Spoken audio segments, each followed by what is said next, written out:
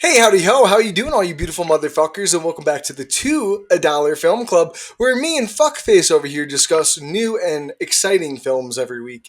And what's today, July 2nd, bro? That scares me because I was thinking about the intro a little bit when I went to get food before, and I was thinking about what I wanted to say, like introducing Jurassic World Rebirth, and I'm just like, wait a second, it's July already? What the fuck? And then I realized even more that there's been reviews. So then I looked up like some quick reviews on the film, and it's exactly what I was expecting the film to be. But that's neither here or there. This week, Fourth of July weekend, the seventh film in the franchise. I had to do quick math because Yeah, there's two trilogies. Had to really do some hard math on that one, guys. They're doing their seventh film this year, Jurassic World Rebirth. Me and Leo had a quick discussion about why they called it Jurassic World again, but that's neither here or there. That's a discussion for next week.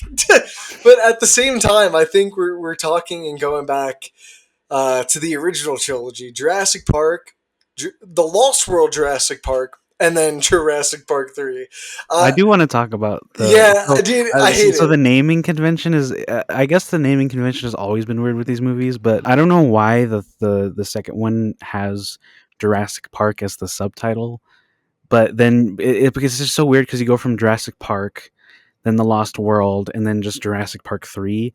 But when I was looking at like the production of the third movie, apparently they originally had the name was supposed to be Jurassic Park Extinction, or alternatively, the Extinction Jurassic Park. So similar naming convention to the second one, and then everyone hated that name, and so they just simplified it It's to Jurassic Park 3.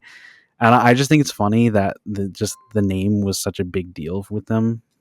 which is ironic because it's like the last one of these films, like even the second trilogy, I would never think about what to call the third one because it's the most Hollywood before like the Chris Pratt trilogy. And I think that's Mm. like a good way to describe it is breaking the first two. Hold up, I gotta close my window because they're doing construction outside. I am about to fucking kill myself.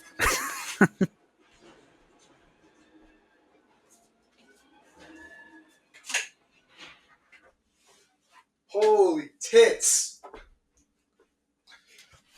All right, I'm a lot calmer. My ADHD is relaxing, but neither here nor there. What was I saying, bro? I got mad sidetracked. Something about the name of Jurassic Park 3. Oh yeah, how like the first two are. It's weird. I've always seen the first two as the Spielberg films, and then the third one is just Hollywood. Well, That you know that's what's funny how about that I though? would put it. I didn't know that Spielberg directed the second one as well. I thought he only did the first one. I wish I could forget that fact. I It's not genuinely it's not do. yeah, it's not like as good as a filmmaker as Spielberg is. Like It's just none it's of just the so much below par from what he's done. Like not even in just this franchise, but anything he's done, it just feels so below par, and that's what's so frustrating about that second one. yeah, none of the quality really follows from the first one into the second one. Because I think it's kind of hard to talk about the first Jurassic Park because I feel like it's one of those unanimous films where it's a history film, everyone loves it. There's a few things that like nitpicky things you could talk about, but overall, it's a fucking goddamn amazing film to watch, and it still holds up to this day. And I'm not even talking about like story wise, but like visual effects. It holds up. It looks better than the second film, which is like something that I'll talk about when we get to that second film. But overall, just like the first film is just such a banger, and I forgot how like kind of I always kind of forget the weird family father kid relationship aspect of the story that takes place before the T Rex separates the groups. Like I always kind of forget that Alan throughout the film is just so heavily against children, and I don't know Hmm. why, but the film does it the best. That because that's my problem with everything that comes after this is it's just like every film I think we talk about every week is these franchises they rinse and repeat their ideas, but I feel like it's so prevalent in these Jurassic Park films that I think that there's things from this story that they'll just use in the third one, and then they'll just use in like Jurassic World Dominion, and then they'll use some elements and they'll put in like Lost World, but then they don't really make sense.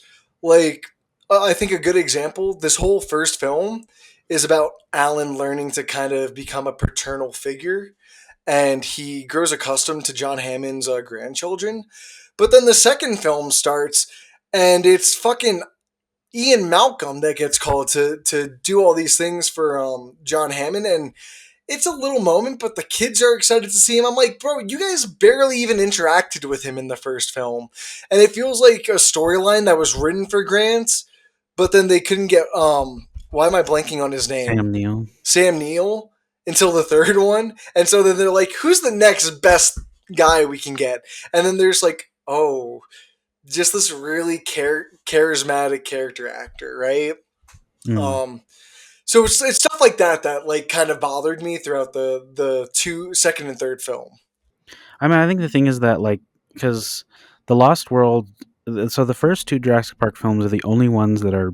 I'm using this word like tentatively, or maybe that's not the right word, but I'm like they're the only ones that are based on The books, the right? books because Michael Crichton wrote Jurassic Park, and originally he wrote it as a movie. Like it wasn't supposed to be a book, but he was having trouble with like the production studios, and so he decided to just publish it as a book. But before it got published, he optioned it as a movie. Like he was like he optioned the film rights, and then that was how Spielberg and Universal got involved.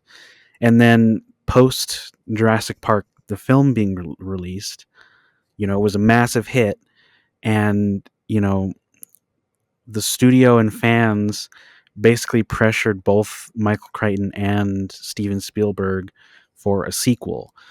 And so he wrote the book, The Lost World Jurassic Park, which it's called that, by the way.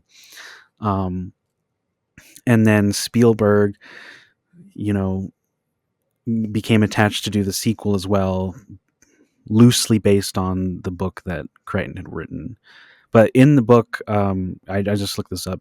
Ian Malcolm is the main character as well.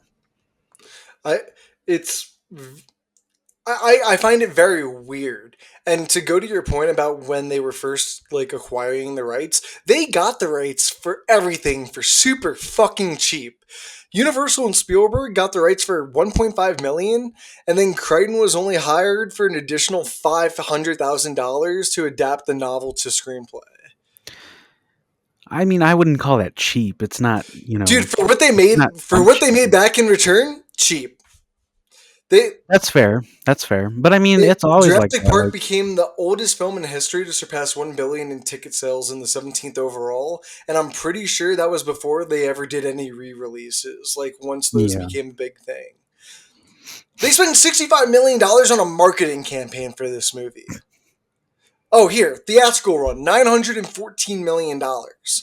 That's Damn. disgusting. And you want to know you want to know what the only other film to surpass that before Titanic came out? E.T., Oh, another another Spielberg Spielberg film. film.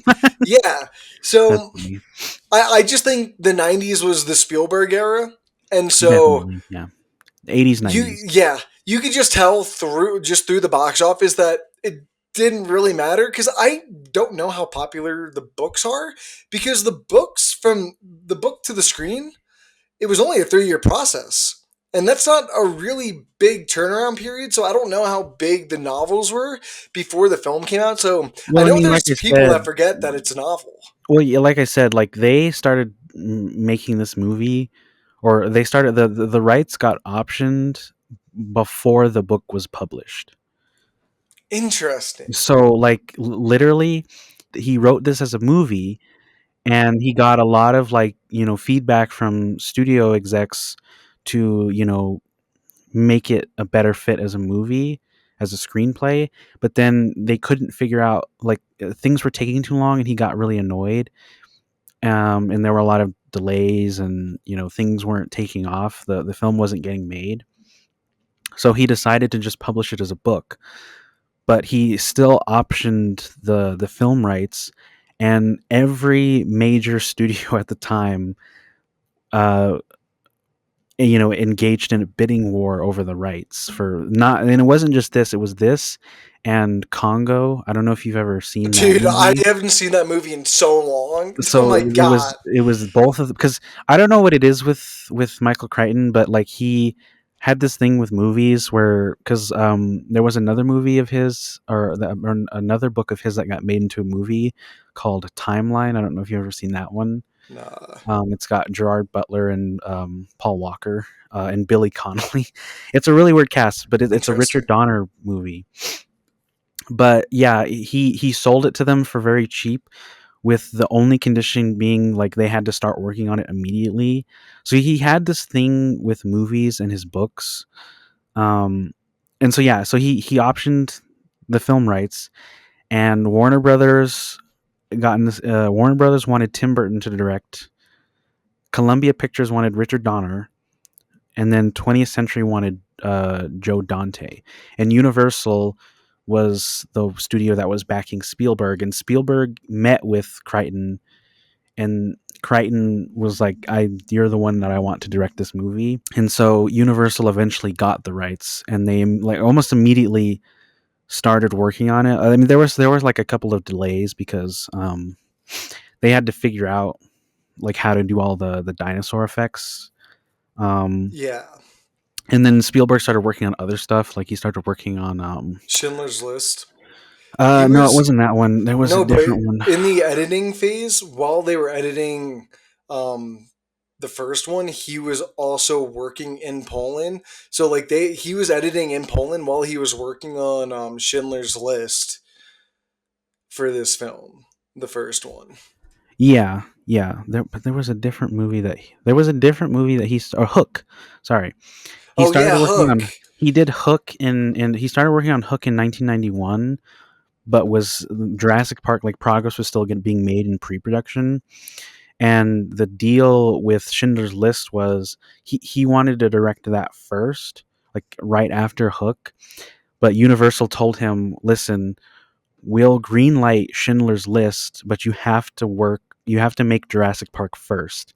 So that's why immediately after finishing Jurassic Park and during the editing phase, he went to Poland to go shoot Schindler's List. Interesting. I like that. It's interesting that they couldn't make it work until Crichton decided to try and publish it as a novel. But yeah, I'm sure there's people who know, like, yeah, there are fans of the books. But I mean, obviously the films are a lot more um, well known. But yeah, I don't know. The production timeline of all these movies is really weird because I think it's funny that like Spielberg said that he wouldn't do The Lost World until the novel was finished, because essentially most of the stuff in all of these books are not present in the movies, which I just find very hilarious. Like they made a lot of changes from book to screen, especially in the second one. Well, to go off your point there, it's something that kind of bugs me. They've been selling the new Jurassic World film off of a scene that's in the first book that they actually never traditionally the fuck I can't talk adapted, Oh, the raft scene. which is the raft scene, but Yeah. they kind of somewhat do it in the third one. When I was watching it, I'm like, why did they just like semi do the raft scene from the book but not like fully commit to it? Mm. It's really weird that they would just randomly decide to do that all of a sudden, when I think when you talk to people about the books, every time I've spoken to people about the books or mentioned it, they've always mentioned that part of the book. So I Mm. find it weird that of all the things in the world that they've never done from the books, it's the one thing that everyone loves or seems to like. Because at least the hype regarding around the new one is everyone's like, "Oh my god, this scene's gonna be sick with this dinosaur swimming under a raft with a family in it." Like, was that not the end of the third movie? Was the family just not in a boat instead of a raft with the dinosaur swimming underneath them, and they were all swimming in a cage? Like, that's my thing. Is I don't know why there's so many great parts that they could have put it in here. I don't know, but that doesn't like take away from it. I think at the end of the day, it's such a minor little thing because I think this film just hits on all cylinders. Probably one of the most perfectly casted films I don't think I can ever see like I know they all three of them come back in Dominion that came out a few years ago, but I don't think it hit on a level when you just see them all first come together for the first Yeah. time in this first one. And I don't know if it's nostalgia or if Universal's kind of hammered in the Jurassic Park IP at this point. But going back to this first film and kind of seeing all these different personalities clash again for the first time was really, I loved it because they all worked so well off each other. Yeah, I agree. I don't know. I think that's part of the reason why the sequels aren't as well received and aren't as good is just you lose a lot of the integral like relationships from the first one. And I don't mean to say like oh they should have brought them all back for the sequels. I don't think that would have worked either. But the problem is that you have like returning characters in each movie. Like in the second one, you have Ian Malcolm, Jeff Goldblum's character, but there's something that doesn't feel exactly quite the same. And then his relationship with all the other characters is very minimal at best. It, it's a very And timid then relationship yeah, and in then that even at film. like even in Jurassic Park 3, like, I like seeing Alan Grant again, but he's not utilized in at least in terms of like character development. Like they went out of their way to like that was one of the big debates when writing and developing the first Jurassic Park film was that they were like Ian Malcolm or not Ian Malcolm, Alan Grant isn't as interesting of a character in terms of development, and that's why they included those aspects of like him not really liking children and stuff, and all of that works. But there's nothing more to tell with those characters' stories in any of the sequels, or at least the ones that I've seen. I haven't seen Dominion, so I don't know. We You know, don't talk about that one until next week, bro. I don't even I want to know, but think about that. No, I I don't want don't to want to come think back. about it. I don't want to think about I it. don't want to come back and be like, oh yeah, in Dominion their characters were used good. They're not. I doubt Don't. that's They're true, not. but yeah, so that's kind of my problem with the sequels to in the original trilogy. I just don't think any of the characters are as interesting as they were in the first ones, and some of the new characters too. Like I'm honestly trying to remember the names of the characters in all I can remember them is as the people who played them, because you've got Yeah. Vince Vaughn as that like I only remember um his name because it's so funny. Nick Van Owen. Like, who oh the fuck that's names their right. child that? I'm sorry. Nick Van And Owen then you've got I think the love interest played by fuck, now I can't is remember her name. Sarah Julianne Moore. Yeah, Julianne Moore, Sarah. And then I don't remember the name of Jeff Goldblum's daughter or the other guy that he gets torn apart by I two know who T-Rex. he That's is. fucking Oh, it's crazy. Richard Schiff. Richard Mm. Schiff. He was in that ABC show or something with the autistic doctor. Oh, The Good Doctor. The Good Doctor, yeah, The Good Oh, Doctor. yeah. He was a lead in that for a while, so I forgot he was in that movie. But to kind of go back to your point on the relationship dynamics that makes the first one work so well, and I think kind of downplays the second and third one, is at least in the second one that's the problem. Is Ian is inherently not an interesting character, especially Yeah. when they make Alan Grant an interesting character after he already wasn't an interesting character. Hmm. Because going into this film, I just feel like I'm watching a guy who thinks he's the shit and just knows what he's talking about, which we know is true, but it's not like Alan Grant who gets giddy over seeing dinosaurs and like it's much different watching someone who isn't just like a mathematician slash like chaos scientist person like walking around in this giant dinosaur island when compared to paleontologists who Yeah. would like die to see these animals. And I think that's why in the first film the relationship with the kids also works so well is because like I'm gonna forget the siblings names, but Lex the and Tim. Lex Tim, that's right.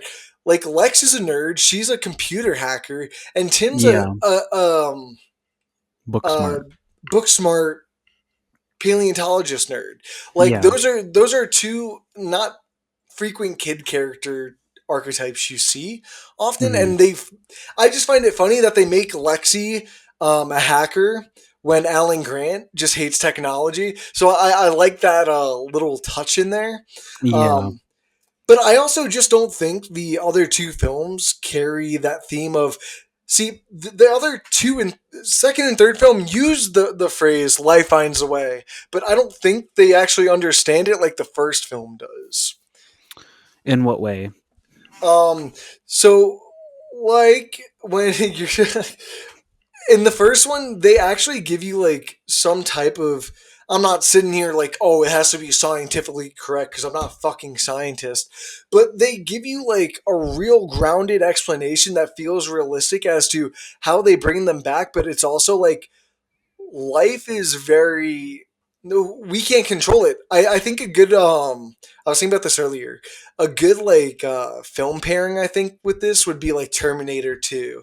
It's about trying to create this new not technology but this new humanoid slash living being, whether it's technology or if it's through like genetic coding that Hmm. leads to our inevitable like extinction, which like they obviously had the ideas for going into the third film. Um, but I just don't think the second and third one hits as hard because they're just they're just searching around an island trying to save the dinosaurs.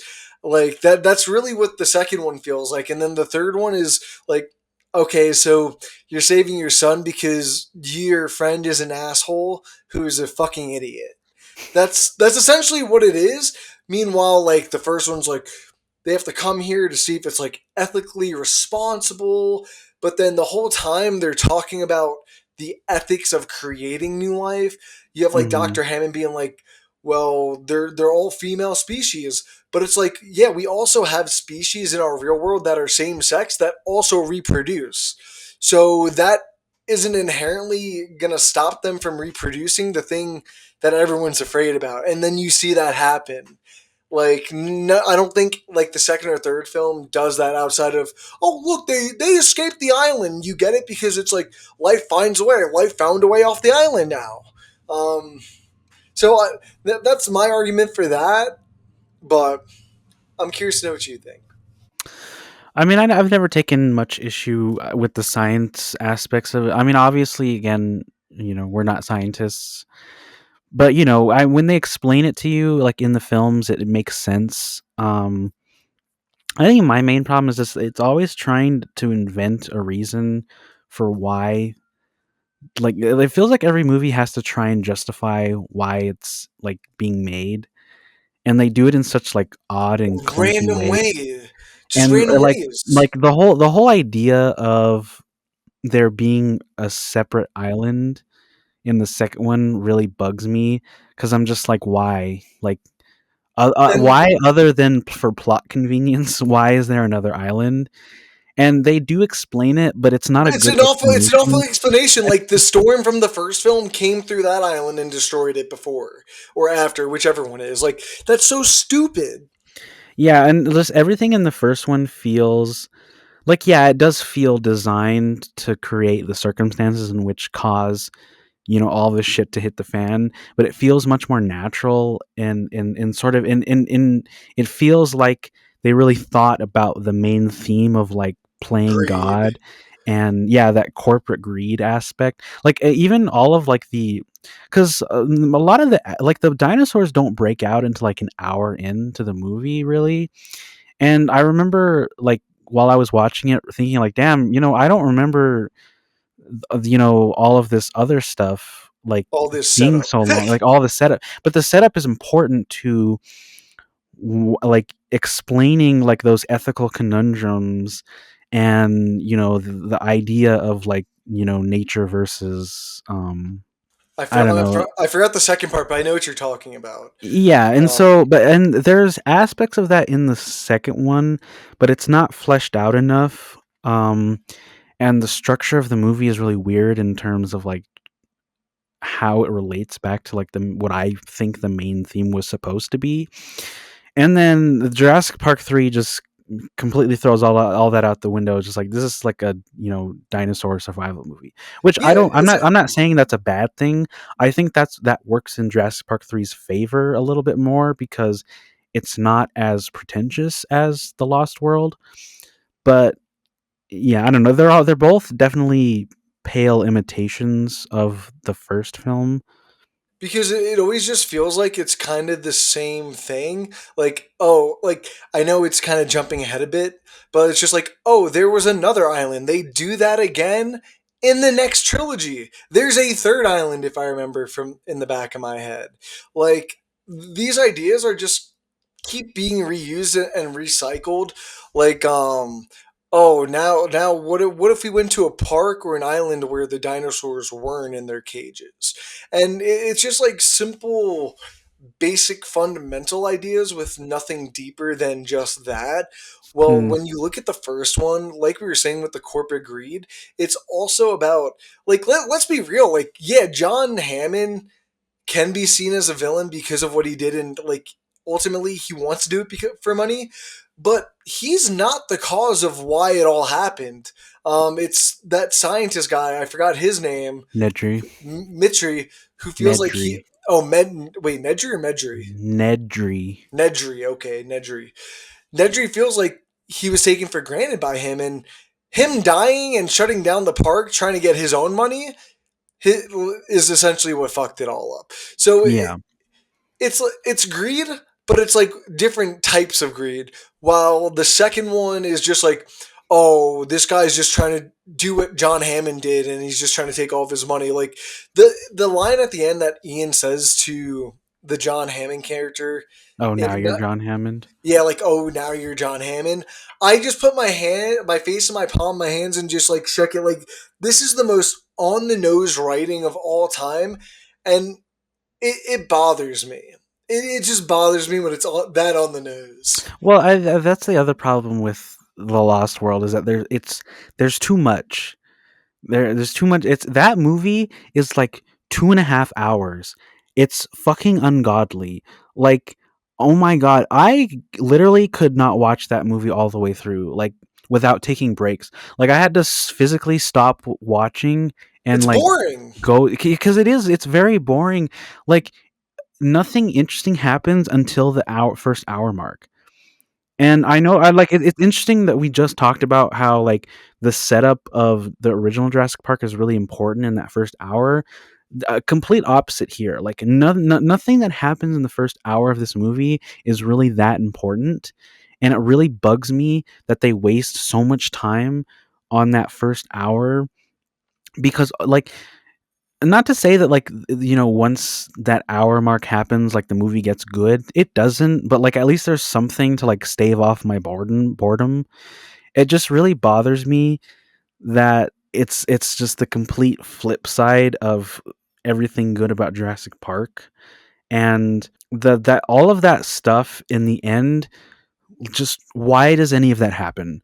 Like, I'm sorry, but I think as soon as they got off the island the movie should have ended It's because forced. it is super forced. And what's funny about that too is that originally that ending wasn't supposed to happen, but Steven Spielberg realized that he was not going to come back to direct any of the other movies in this franchise, so he decided to just put it at the tail end of the movie. And that really annoys me. Like, listen, Steven Spielberg, a god amongst us in terms of makers, but what a random fucking decision to make, and it just drags because it's literally like 20 to 30 minutes of the end of the movie that is just dedicated to this one fucking T-Rex, like, and it has nothing to do with really any of the rest of the movie or the themes either. Like all the stuff on the island is relatively contained to this idea of like environmentalism and like naturalism, kind of, in the idea of like the poachers versus the observers. But then you just lose all of that as soon as you get to this last mini act of the movie. It's just really weird, and I didn't like it. Yeah, to kind of rattle off on the whole first hour of this film, because something to kind of jump back to Jurassic Park 3, the first and second film are both like 2 hours and 10 minutes. The third one's only an hour and a half, hour and Thank 35 with God. credits. It works for its favor. Yeah, I love how tight and It fast starts and paced ends. the the only thing that I don't like about Jurassic Park 3 is kind of the ending. It's a little abrupt, but Oh, yeah, it whatever. just ends. That's whatever. I had much more of a fun time watching Jurassic Park 3 than I did watching The Lost World. Like, honestly, I can't understand why people Like generally this one like more. The Lost World more, because it's a far less interesting movie. And, say what you will about like the filmmaking and the storytelling in Jurassic Park 3.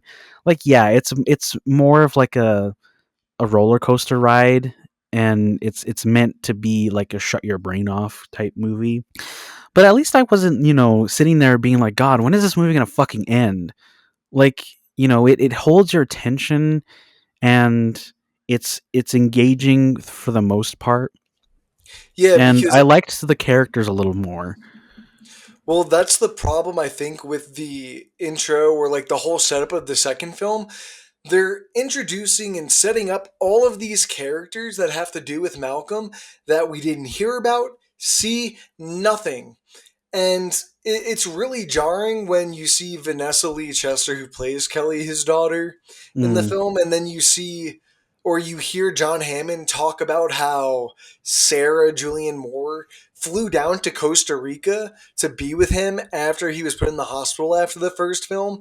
But yet, in the first film, he's just hitting on Laura Dern the entire time, and it feels like it's not the same character in terms of Ian Malcolm to me. And on the Mm. Wikipedia, it says there's a 4 year difference, but for some reason in the film, I thought they said it was 6 years. That I don't think that doesn't really matter. But then Ian brings up a really interesting fact or like point about how his career was kind of tarnished after all of the lawyers kind of just said that all of his stories that with what happened in the first film were bullshit. But then you jump to the third film and Alan Grant's just living life. He's fine. He could talk about his stories. They don't give a shit. He could write books. Like not a fucking hesitation in the world.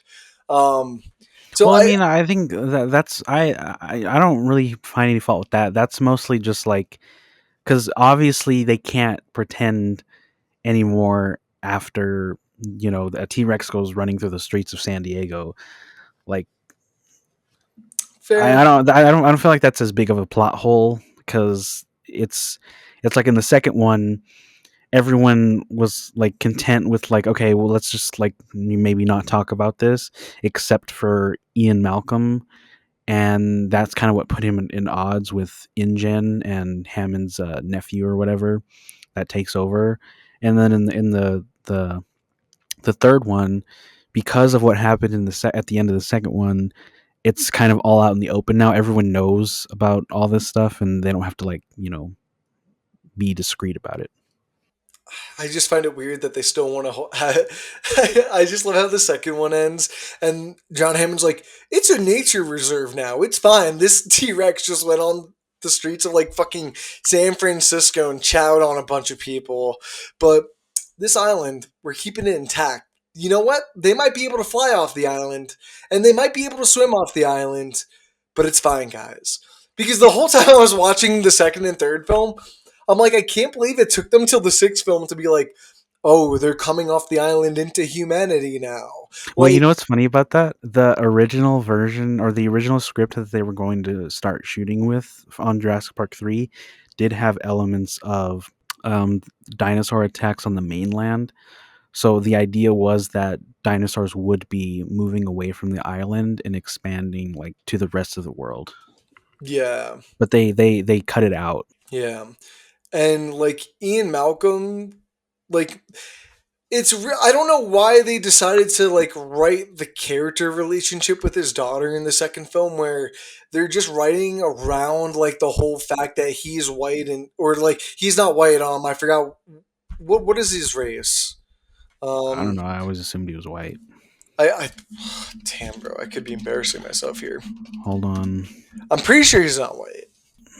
His ethnicity is Jewish. Jewish. Okay, yeah, I've heard him talk about it before. But they make jokes about him not being white and her not being, or him and her not being the same skin color and how it works.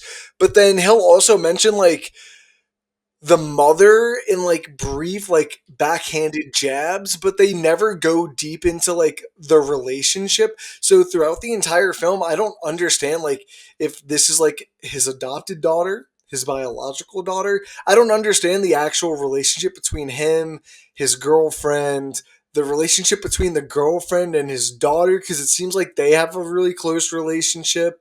Hmm. And then all of a sudden, Nick Van Vanderpelt, whatever the fuck, Van Owen.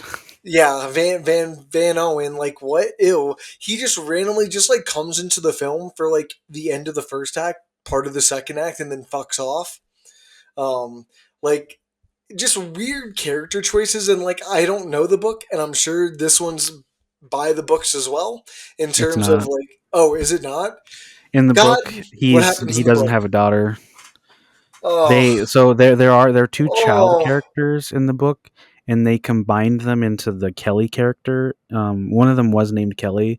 They couldn't figure out how to make the relationship between her and Ian Malcolm work. Like originally, they were playing around with like the kid being like a an apprentice or something like that. Like Ian Malcolm was like teaching them the ropes or something, and they couldn't understand in their head why Ian Malcolm would ever want to do that. And sort of the idea was because one of the main arguments of the film is that dinosaurs are very protective and kind of family oriented. That's not the correct way of describing it, but that's essentially what it is. Like Sarah's character argues that T Rexes are very parental. And so the idea was like, well, that we can relate that to the human characters and just make Kelly Ian Malcolm's daughter.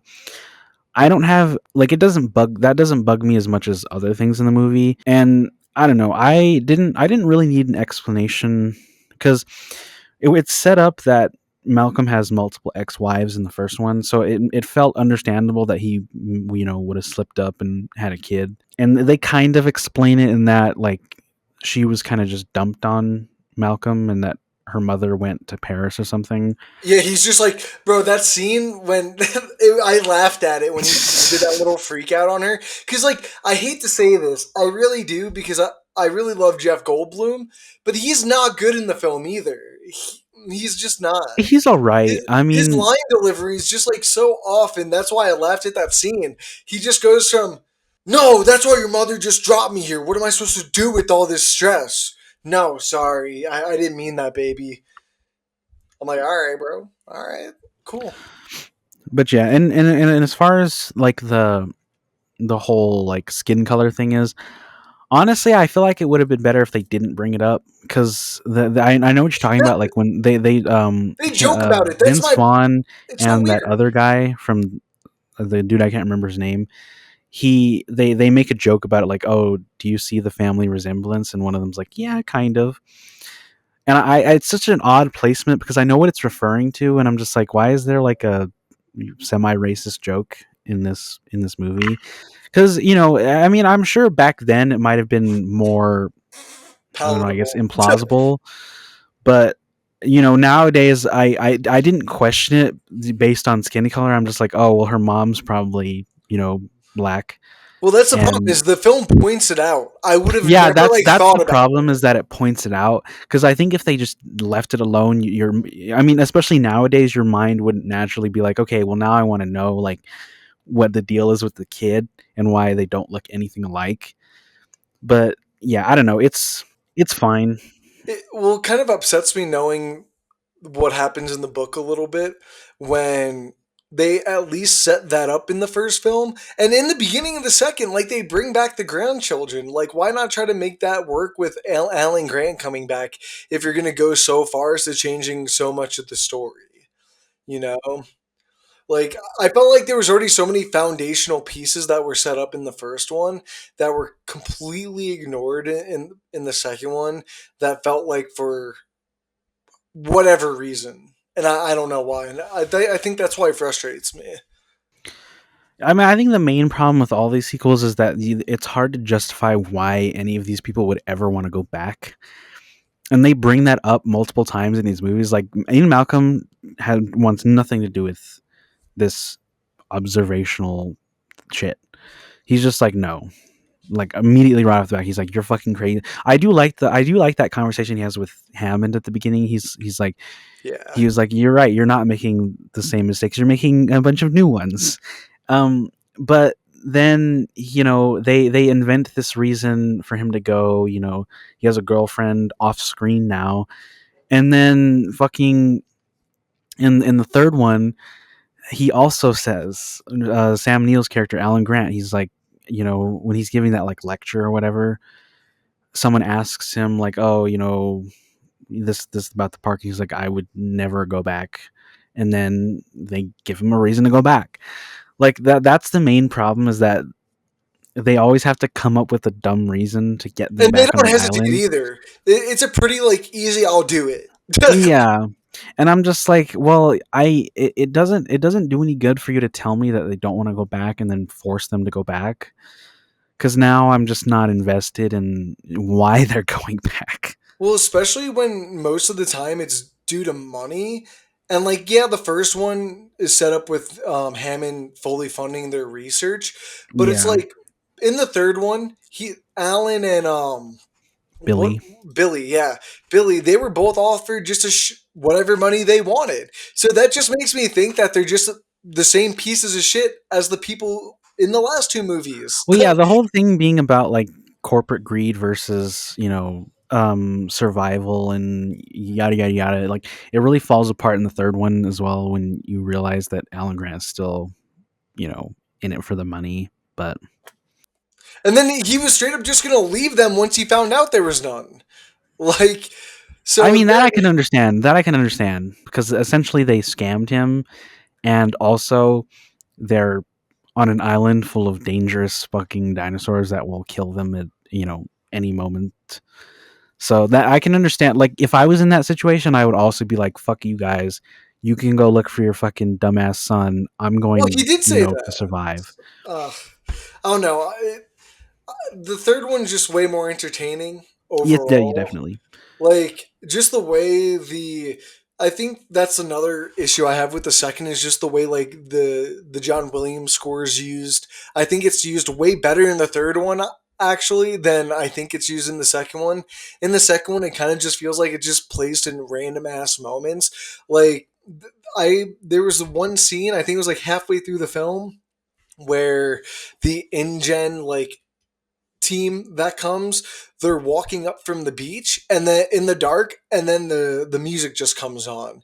But it's Mm. showing us them walking up from the water. It's not like a cool exotic shot of the island. It's none of that. It's just a really boring shot and the film just does a lot of that, and there's no build up to the dinosaurs. Like nothing about it is like, oh, dinosaurs. This is really cool. When like at least the third one, I feel like it still has that. Like I still think it's a really cool scene with the whole airplane at the beginning of the third movie. I really like that Oh whole yeah, yeah. Spinosaurus where they go to refuel and they go into the trees, the forest, and then they just start running back. They take off in the airplane, and then the Spinosaurus just comes in. It's just like that's fucking cool, you know. And then you see a Spinosaurus and then a T Rex brawl it out. Like Oh yeah, yeah, yeah. there's so much cooler and epic things that I think the third one understands more than the second one. Because that's the thing is the second one doesn't understand the grand epic part of it, but it also doesn't understand like the core story, relationship, character foundation that the first Mhm. one had. So Well, I that's mean, why it's there's a confusing. couple of times in the second one where it's like that. Like the main one being, I think the scene that most people remember from the second one is the trailer dangling off the cliff. I Like forgot. that. I did not remember it being so early in the film, too. I thought that was like halfway through the film, damn I near thought towards that the was end. like. Oh, I mean, it is halfway through the film because we wasted an hour on Yeah, useless that's shit. true. But I'm sorry. I but I forgot about mean, that part. it's I definitely was surprised that it's like one of the first like main dinosaur interactions that like the main characters have. But it does set up an interesting idea that the T Rexes are like hunting them, kind of. But I do like that scene. Like that's one of the better scenes in the movie, and it's definitely more Spielberg esque in terms of like tension. And there's also a really funny moment when they all shout up like burger orders at the guy who's trying to Yeah, save him. That was pretty funny. I laughed at that part. But my most of it is missing in the Lost World. Like there's not as much charm. Um, and there's like there is spectacle, but it's not as like what's the word I'm looking for? I don't grand. know, huh? It's not like as grand or epic. It's yeah, it's not, and then on the flip side, Jurassic Park is 3 is a little too much of that on like the grand scale. Like there's not as much tension. There are sometimes, but It's it, more, the third one is a theme park ride. yeah, It's it there to is. put you in the middle of a giant T Rex fight. You being lost in the middle of the woods while a T Rex is hunting you.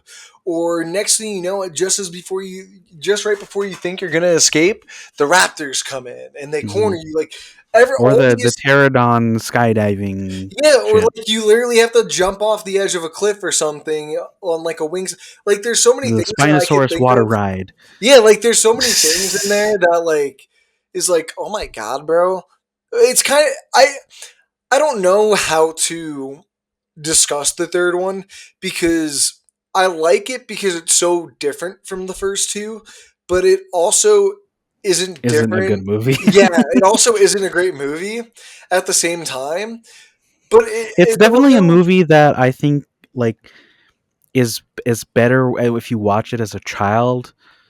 And that's the other thing too, is that the Lost World is way more disturbing than any of the other ones, surprisingly, because like you have like the opening of the movie with that.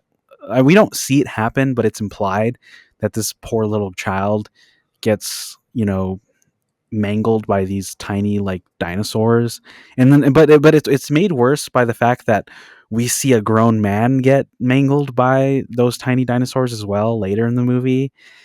And so there's a lot, and the second one is a lot more gory than the first one ever was. Like I think the goriest thing in the the first third one one's is pretty gory. not as much though. Like I don't know, bro. They do a whole blood splatter on the window once they pull up from the with the airplane. I really like the scene after they escape the crash site when they find like the eaten up dinosaur and then the T Rex lifts his head up and it's just like all bloody with like part of the animal hanging out of its mouth. I mean, yeah, there's instances of blood, but it's still relatively tame. Like it's I don't think it's anything that would like really freak audiences out. But the second one is a lot more grim in terms of how it handles the violence. Well, I think overall, that's like kind of my complaint with the second one too. Is like I don't really like the way it looks, and I'm not talking about from like a visual effects standpoint. I'm talking about from like the lighting to the shot choice. Like a lot of it feels bland and boring, and I It's not as wouldn't. colorful That's as the the thing, and first one. I wouldn't sit here and be so up and outraged about it if it wasn't from Steven Spielberg. And that's what like frustrates me so much about The Lost World is you could literally show someone this, not tell them anything about it after watching the first one, and ask them, who do you think directed this film? No one would say Steven Spielberg. Yeah. Even if they didn't know Steven Spielberg, they wouldn't say Steven Spielberg. Hmm. Like, and I think that's the big issue is it's made by Steven Spielberg, but it feels like a studio film. Yeah. Where at least like Jurassic Park 3, you can actually tell like the people behind the camera and the people like William H. Macy looks like he had a good time making Jurassic Park 3. It He looked didn't. somewhat fun. He didn't? No, he didn't. Oh my god, I can't wait to hear this. All right, all right. Let's go to Jurassic Park 3 now because you know what? He's a good actor then. He fucker fooled me. Well, it's funny because while I was looking into this, I saw that like he complained quite a bit about like how long the production of this was. How long was it? And I mean, they only went like a few days over schedule, but Oh, most of that was more of a like weather thing. But the main problem that he had was just that they wouldn't get very much done in a full workday because the script wasn't finished. This one by far oh, had the most hectic uh, production in terms of all of these three movies because they were trying to figure. Steven Spielberg was like, "I'm not doing the third one," and so Joe Johnston, you're probably or you know who he is, right? You're yeah, familiar with his yeah. work. He directed the remake of The Wolfman, not the most recent one, The the weird 2010, one with Benicio del Toro and Anthony Hopkins. the good But he also one. did movies like Hidalgo. I'm trying to think of what else he's done. The Rocket Man, The Rocketeer, or something like that. Oh, I forgot Um, about that movie. he did reshoots on that weird Nutcracker movie. Oh, A very varied film career. Anyways, he always wanted to be involved in. He wanted to do the second one, but then Spielberg was like, "Well, I'm directing the second one, so that's not going to work." Because they were friends. But then when he was like, "I'm not doing the third one," he's like, "You want to do this one?" And Joe Johnston was like, "Yes, let's go." But the problem was that they couldn't agree on like a script. Spielberg and Johnston both didn't really like the other drafts of the scripts that they got, including the one that was supposed to be called The Extinction Jurassic Park. And I read what that entailed. It sounded really dumb, and I'm really glad that they like a lot of it is very similar to what we got, but there's a few key differences, like how it ended like and what? how Alan Grant got involved. Like I know you explained like how the dinosaurs make it to the mainland, but like, what do you mean Yeah, about like? so he was supposed in both versions of the earlier drafts, Alan Grant wanted to go back, and that was a really weird choice. Um, and in the more recent one, he was wanting to build like a research facility on the island that makes no sense. But anyways, and so yeah, but eventually he does get invited to give a tour, um, an aerial tour, and they get crash landed, and then most of it plays out similarly, except the ending. He decides to stay on the island, which is dumb for a whole set of reasons, but it's even dumber when you realize that the context is he's staying while the US government is actively bombing the island to kill all the dinosaurs. So No fucking way. they didn't nobody really liked that version, and so they asked for they hired a different writer to do a more simplified version. And actually one of the writers of the first two films, David Coep, he suggested, why don't you just make it like get rid of all this weird political stuff and like the dinosaurs coming to the mainland, just make it a rescue story. And so they liked that, and so they made it simpler. That we got the version that we got. And really the only reason why a lot of the stuff in the final version we got is so similar to the previous one is because they had already spent so much money on like pre-production, and they were building sets and stuff, that they kind of had to reuse as much as possible to make it worth making. But the script was nowhere near completed, so the actors would have to be there for 12 hours doing essentially not very much, and William H. Macy complained about it. Well, that kind of makes sense because the one problem I have with the opening of the third one is how much it makes no fucking sense. Like How do on you what? mean? Because what killed the people on the boats? They go through this mist in the water, Oh but yeah, it never explains it, does it? that's what I'm saying. They just disappear, but the boat is still driving, and everything on top of it's just fucking destroyed. Well, see, that's the thing. Like that scene was also in that original version of the script, because in originally the he wouldn't be. It wasn't a rescue mission. Alan Grant is just contacted like, "Hey, we want you to do an aerial tour with our family," and then they crash land on the on. They get hit by an unidentified object, um, and so they crash. But before that, there's attacks being on the main island, and one of them is that these parasailers, this couple parasailing, get attacked and they die. So they reuse that as the opening to be, oh, the kid and a family friend are attacked, and they crash on the island, or they get deserted on the island. It's just so weird because the one thing I do find interesting with this being like such a just a ride oriented film, I'll just call it, because like you were saying before, it is very much that, is I like it does what I wish the second one did. I wish it explored the second site. The second one never explored it. It just made us look at the dinosaurs and the bad InGen people, and that was it. And I thought this one, it was cool seeing like all the different laboratories, like the whole part where they go to, I think it was the Raptor lab or Oh, the whatever, compound. and yeah, the compound, and like the Raptor has his head like behind the tank, and he's fucking with her. Like Hmm. I thought that was all cool, and I wish this second film had more of that. I just thought it was weird that they did all this in a third film, just going back to Isla Sorna for some reason. Like, why of all islands to go back to? Why are we going back to Isla Sorna? Yeah, I don't know. Again, I didn't really like in the second one that they created this whole other island, and that kind of just becomes the main location of these next two movies. I honestly, I thought in the third one they go back to the original island, but then I quickly realized that they don't, and that really annoyed me.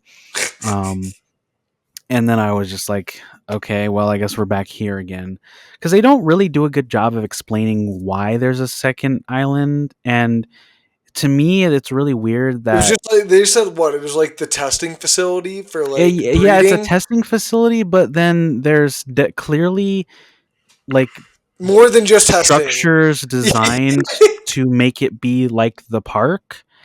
And it just really bugs me that it's like that, but they don't explain why it's like that. I'm like, and there's The even like second film does that there's too. an offhand comment that Billy says, "Oh, these weren't on the list that InGen gave," and he was like, "It wasn't. I don't even want to know what else they were doing down here." It's like, again, it's just like them trying to justify why all of this is happening, and I'm just like, you know what? If you're not going to come up with a good answer, don't bring it up. I agree. And the second film does that too with the whole introduction of like this Jurassic Park battle arena that's randomly in like San Francisco that they go and get the baby T Oh Rex yeah. from. It just like a weird, just a lot of weird plot explanation for a bunch of stuff that makes Yeah. no sense. And things they didn't even need to write themselves into.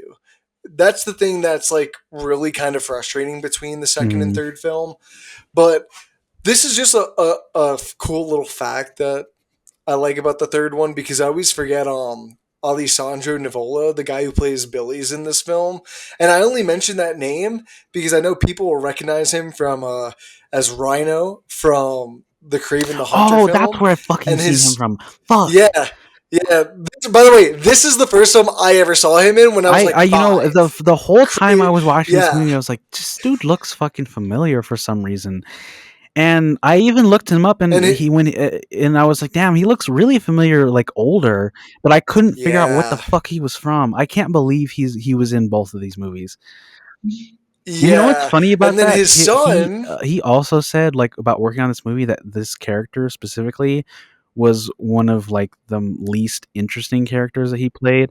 Like there, he was like, oh, there was nothing I mean, really for me yeah. to like attach myself to, you know, from the character, which I find interesting in comparison to Craven the Hunter. But I don't know. I like his character in this movie. I think the only thing I don't like is that he doesn't die at the end. But whatever. Yeah, it feels It's a like a weird cop weird out. like bait and switch that didn't need to happen. Um, but a cool little fun fact too is I know you probably won't get this one as much, but his son was the younger brother in the newest season of White Oh. Lotus to Patrick Schwarzenegger. And I'm only saying that because he became quite famous from Mm. that show. So if anyone who's like listening to this that didn't know that, I do think that's a pretty cool fact. But yeah, I also knew you would find that cool because I felt like you didn't know that was No, him. I knew I recognized him, but I didn't know from what. That's interesting. But I like the little relationship that he has with Yeah, Helen. I think the two of them together make for like a good team up yeah, squad and for I like this what they did with his movie. character too, in that like you know, he's young and he makes a really bad mistake, and it ends up costing them, and it ends up putting them in more danger than they already were in. And then he, you know, in order to make up for that, he kind of has a little redemption in that he goes out of his way to save the kid, and then he ends up dying because of it. I don't know. I thought it was cool, and then and then they reveal that he's alive, and I'm just like, how? I literally saw them tear you to pieces, and there was like blood Got pooling shredded. in the river. I'm like, there's no way you're still alive. I'm sorry, but there's no Hey, you way. got a few cuts and bruises too. You got a few cuts and bruises, Leo. Um, I real quick, because I know we've been talking about this for a while. I want to go back to the original one because I feel like we didn't praise that one enough. I I feel think I feel that. like we'd be remiss without talking about like the main attraction of these movies is the technology in creating these fully realized dinosaurs, because the original Jurassic Park really pioneered CGI in the early to late 90s. And practical Yeah, effects I did want to highlight that a lot of the reason why I think the CGI sells is because for a lot of the it's a good closer mix. shots we see the practical animatronic like dinosaur that they made, and you see it quite a bit in the third one, and I really liked that. Like in the third one, they took the lessons from the first one and really implemented them here. Like we see a lot of the up close like animatronic raptors, the animatronic like that. I'm honestly, for that entire boat scene at the end of the third one, I'm pretty sure most of that, other than like the last shot of the dinosaur, is the practical animatronic, and that makes it feel much more real and much more like interesting. There's so much amazing work that was done on this first film in particular, and it's such a modern marvel to watch. And every time I sit down and I watch it, I'm like, damn, this is like a really good movie. And I'm glad that it's like stood the test of time in terms of like how it looks in the storytelling as well. Um, Another interesting fact is that this movie also pioneered DTS. I don't know if you're familiar with that. Um, do you know what that is? So it No. was a company, um, and it stands for Digital Theater Systems. So this Jurassic Park was one of the first movies ever to be released in theaters that used digital audio technology. And because of this Interesting. movie, because Spielberg Interesting. invested a lot of money to make the sound digitally, this is why a lot of movie theaters switched to the DTS system. Wow. But I thought that was really cool. That's cool. No, that's I cool. was and I was like, oh shit! I remember seeing the DTS logo on like a bunch of old DVDs when I was growing up, and I'm like, that's really cool. Imagine just like forcing everyone to do that for the first time and watching the T-Rex scene for the first time. Like, dude, that'd be fucking insane to feel those Yeah. footsteps and just the light shakes. Like that just the first film is so goddamn masterclass on every goddamn aspect. That's why it's really hard to compare any of the films that come after to it because they're just always going to be less competent. Well, yeah, like the first one is a great lesson in tension and spectacle. Like it's such a great meld of the two. And it's funny because I was watching it with my aunt, and then my brother came home from work, and he started watching it with us. And towards the end, he was like, "There's too much like suspense and tension in this film. Like it's very." And I'm just like, you know what, you're right, but it's great. And he was like, yeah, there's just it's too much. It's like I can't handle it. But it is a very edge of your seat, and that's the problem going from Jurassic Park to the next ones is that it's not quite as like on the edge of your seat, like nail biting.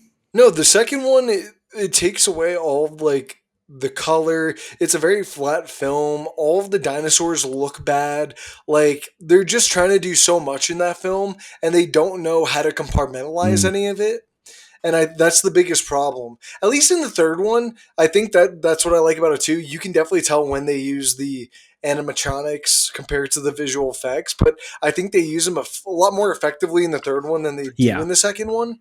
But the first one is just a masterclass in both because it takes you an hour to see the dinosaurs, but throughout the film, you've been seeing them kill someone, eat an animal, walk through the trees. Like you've seen them, but you've never seen them until you get that really fucking great moment When it breaks through the barrier. when Alan, yeah, They're not even that one, bro. There's two great moments with the Dino introduction. It's the breaking through the barrier, which I don't know how the fucker broke through the barrier with like a 50-foot drop right by the wall, but that's neither Oh here or yeah. there. Um, I always question that when I say, like, bro, how is there a 50-foot fucking foot drop here, and this T Rex is standing like above the wires when we see it? That doesn't matter, but just like the first intro when you see the Bronchiosaurus, I don't know, the Yeah, the long neck brachiosaur.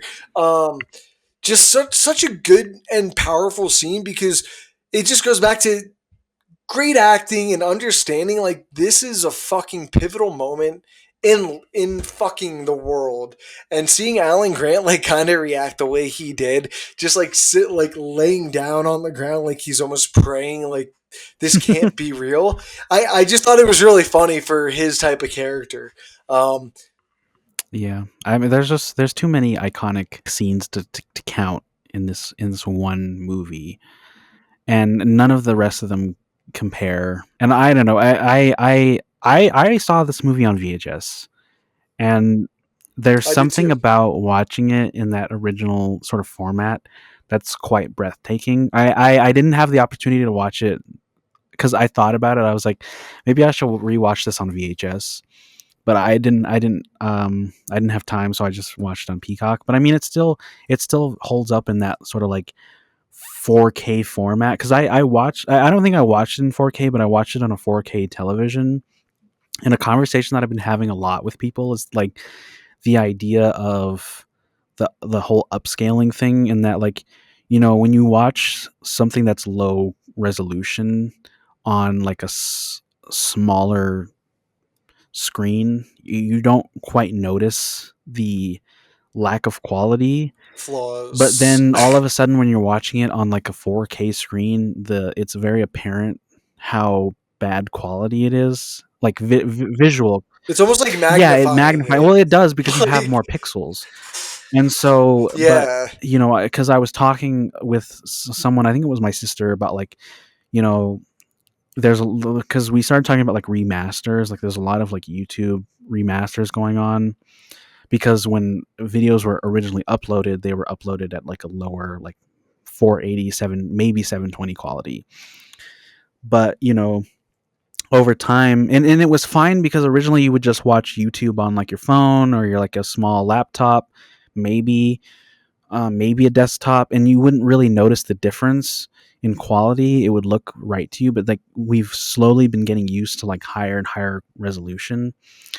But anyways, this whole rant is because when watching an HD version of Jurassic Park, I could tell that there were CG elements, but it still looked, breathtaking. Like, it still looked like a visual wonder. It it's really good because in the first one you get the large spectacle with the Bronchiosaurus when you first like see it, but then you have the moment right before everything hits the fan with the storm where they all kind of get out of the cars and they like look at this sick dinosaur, which is a Hmm. great moment. I Oh, love the that moment. And Triceratops. I think yeah, the no, wait, well, yeah, the Triceratops. Yeah, bro, trying to remember all the dinosaur names. Nah, I'm sorry. Just long neck daddy, big horn fucker, big teeth fucker that chases with little hands. That's how we're gonna describe him now. Unless we just start calling the first T Rex Rexy, because that's what everyone starts doing. But neither here or there. Leo, let's get into our final grades for Yeah. each film. The Do you want to go first or I'll me? go first this time because I did have thoughts about this one's. I don't think I left a review of the first one. I don't really know what I would say to condense that into like a short review, but I did give it. I think I gave it a 5. Hold on, I'm trying to pull it up. Yeah, I gave that a 5 stars. It's easy 5. I don't know how you watch this and not just marvel or be in awe at its you know technical achievements, as well as like just storytelling in general. um Did you want me to do all of them, or did you want to like just go back and forth? Okay. We'll go back Yeah. and forth one by one. Yeah. Just because I have the same sentiment as you, I gave it a 5 stars out of 5. I mean, how do you fucking not? And then my review on Letterboxd is life found multiple fucking ways. So there's that. It's just a great fucking film all around with great character actors. I think because what's his name? Oh my god, why am I blanking on?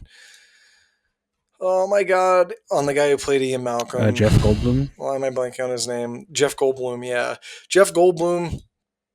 Fucking perfect in the role. I don't think anyone's going to say no. Laura What's funny about Dern, that too is, like, he's so typecasted in the movie too. It's well, no, perfect. but what's funny is that they originally weren't going to include the character of Ian Malcolm. Like the all of the writers didn't really like his character, and were more invested in like making um, Sam Neill's character more developed and well rounded. So their thinking was like, well, let's just remove this character and um, give Give this character more give time. what the fucking Grant's character some of his characteristics from the book. But then Jeff, but I then hate Jeff doing that. Goldblum auditioned for the role, and Spielberg was like, well, he insisted on them including Malcolm because he was like, Jeff Goldblum's perfect for this character. You have to rewrite him into the story. And it's true. Goldblum is an You icon. could tell that they struggled to figure out how to make him work towards Yeah, the he does end. Like disappear, this, because like he gets yeah, knocked out, and then he's injured he's the just rest of the injured the rest movie. of the film. Yeah, it's not a big deal, but you could see how like they had the idea of having him in at the beginning, and then there's like, ah, damn, what do we do with him now? Just to fit him in. Um, but yeah, let's talk about the second one. What would you rate it? I gave it a 3 out of 5, which to me sort of just signals that like it's watchable, it's digestible, but you're not Mm, really gonna return to it ever. Very much. Um, I did give a review of this film, and I said my review was proof that you can't strike gold twice. This movie is way too long with only a handful of interesting sequences past the 1 hour mark. speak on that. On God, on God. No, but I gave it a 1 star and a half. My review: how can you make a film about two T Rexes chasing our protagonist throughout the film so goddamn boring, Mr. Spielberg? But neither here nor there. I think I'm more. I think I'm lower on this film just due to the fact that it's Spielberg and it's just so much. I hate to say it like this because I feel like it's a little mean, but it feels a lot lesser than the first one. And it doesn't really feel like he put the same effort, energy, appreciation, whatever it was that he had in the first one. He didn't bring it over to the second one, whether he was like too busy or whatever. That's fair, but it's just like, brother, you kind of tarnished it a little bit. This is boring. None of the characters really work. And it's by far the most boring in terms of visual and story out of the three. And it's the same length as the first one. So that's my argument for a star and a half, but I can see why like you gave it a 3. Yeah, I just gave it a 3 because like there's a couple of times where you don't feel dead inside, and the visual effects I still think are a good high standard, but everything else around that is kind of annoying. Like you kind of like I don't know, it's hard not to watch a 2.5 hour movie that kind of feels like 3.5 and not get a little attached to the characters because you're just I don't know. At a certain point, you're just kind of there for the ride and just be like, whatever. Just as long as this goes somewhere, and it kind of does. It's not the worst movie I've ever seen, but it's fine. It's meh. It's It should be illegal to be seen, Yeah. I think you're probably going to be more annoyed with what I give the third one because I think that one's better than probably. this one. I feel like you're going to be more annoyed with me. I think I saw what you gave it. Didn't you give it like a 2.5 or something? No, I went No, back on it. honestly, I might go back on what I gave Jurassic or the Lost World Jurassic Park. Maybe just by I think you gave it a little high. I think like two and yeah, a I don't half know. would have been That one I kind of acceptable. struggled with because I'm like, yeah, it's not a horrible movie. It's just not very interesting for a fucking dinosaur movie. But So, would you give the third one? You got me nervous now. I gave the third one a 3.5. So it's slightly better than Okay. that. Just means it was entertaining for me. Like I didn't hate watching it. I was enjoying myself. And the review that I gave for it, well, fuck. The review that I gave for it was just Jurassic Park the ride, rar. Dude, I love it.